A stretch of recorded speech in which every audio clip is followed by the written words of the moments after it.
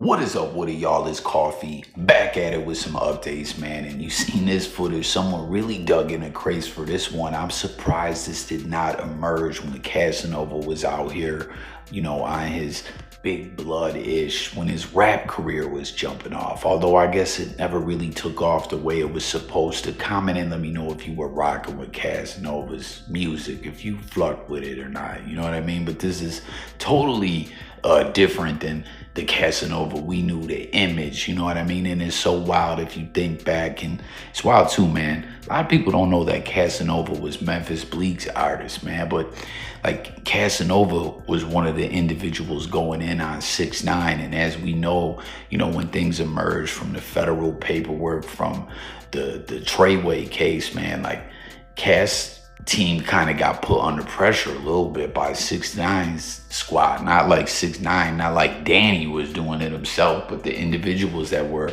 behind him, you know what I mean, kind of had Cass under pressure a little something, you know what I mean? And at the end of the day, we see him now doing 15 years fed time, right? Getting $150 behind the wall.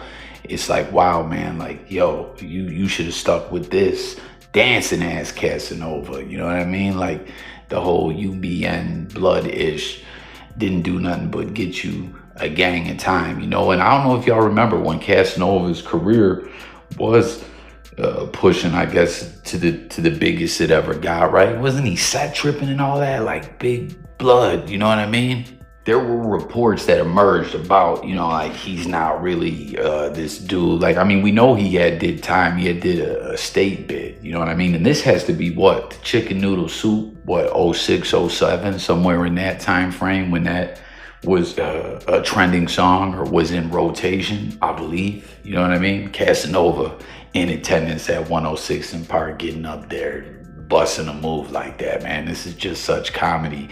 But I wonder when he went and did that time, right? Because didn't he get caught up? I think he told the story. He went in somewhere and robbed a check cashing place or something like that. This is crazy, man. But yo, there was reports that emerged from an interview he did that he was saying he had like a good life, I believe, that good family structure and stuff like that, you know what I mean, that he wanted to be in the streets more or less. And when we see this, man, like this tells it all right here, this clip, if you ask me, man. Let me know what y'all think about it. And then it's so wild, man, we hear about Diddy, right? Diddy is not the only one.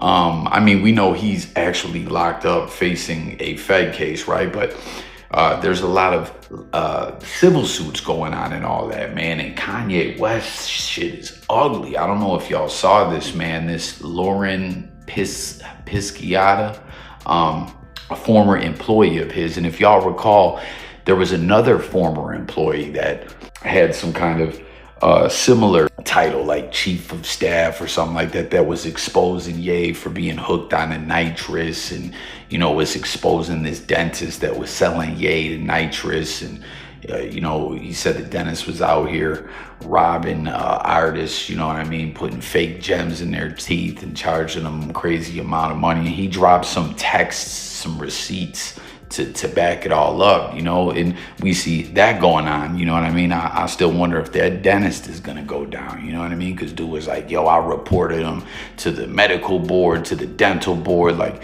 this dentist to the stars is a fraud, and he's got Ye out here flucked up on this nitrous. And that was what was behind me and Ye's whole relationship falling apart and his whole mental faculties not being all the way there. And then we got this Pisciata individual who had a similar title, right? Some kind of assistant, and at one point in time she got promoted to like chief assistant or whatever. And it sounds all bad, man. This sounds very Vince McMahon-ish. And there is even allegations at one point that she was or of somewhere in this lawsuit regarding Diddy. Where is it? Let's see.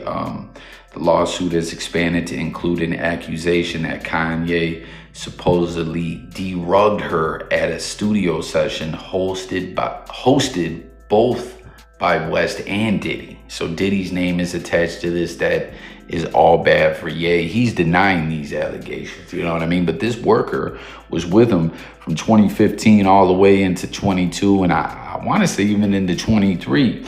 And she was hired for $1 million a year salary, had to be on the clock at all times.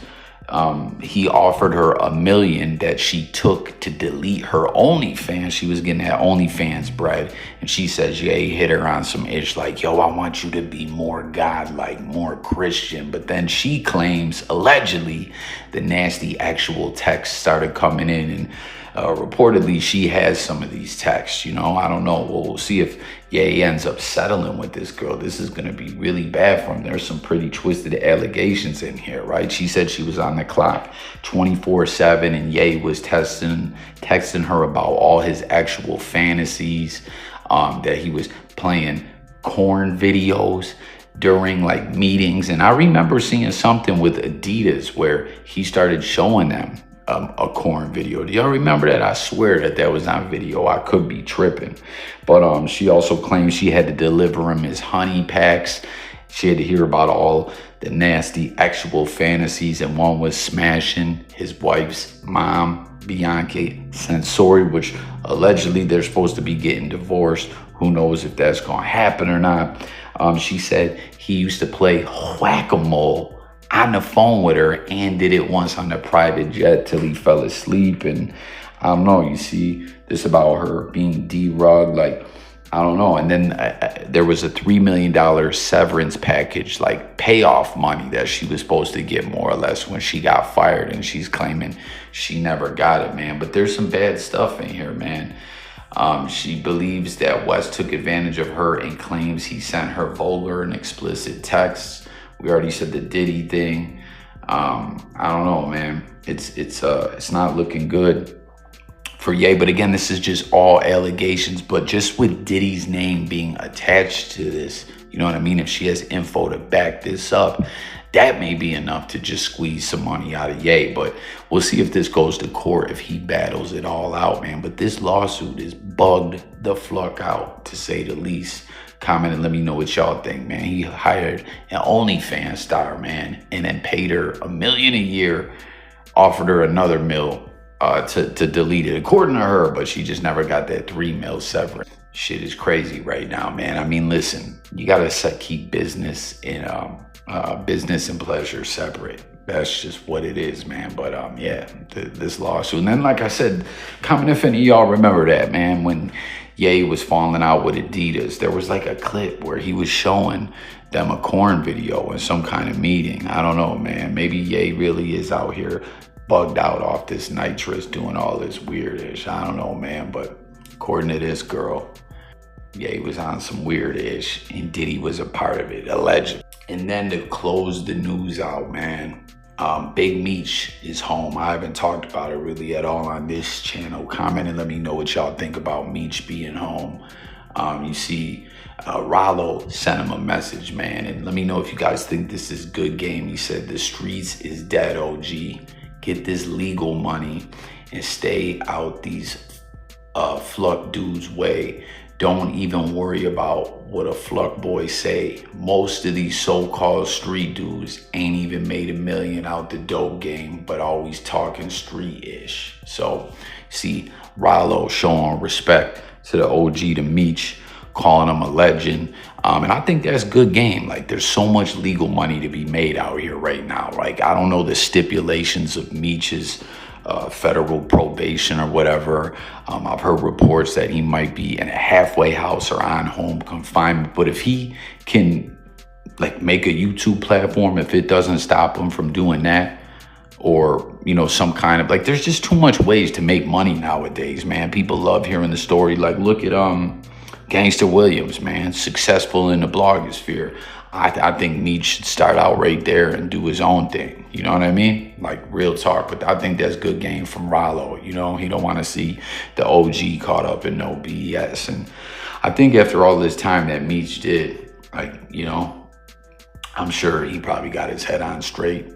I mean, to put together BMF, the whole movement and all that, like, you can't be a stupid motherfucker, you know. That took dedication, that took a lot, you know. Like, mental toughness and the time that he just did, I think Meech will be all right. So I don't know. Let me know what y'all think about it all. That's it for the news. Casanova, man, dancing ass Casanova. All these wicked allegations against Kanye. Like Diddy ain't the only one, y'all, getting hit with these allegations. But again, this is just a civil lawsuit. I have to reiterate that those are just allegations, and but Diddy's name attached to it. It's not a good look, you know. And then Ralo sending the OG Big Meech a message, which I think is some solid game, man. So hit the comments with it. Let's talk about it all. I thank y'all for tuning in. It's been another episode of Coffee Talk. Subscribe. I'll catch y'all in the next one. Peace and God bless y'all.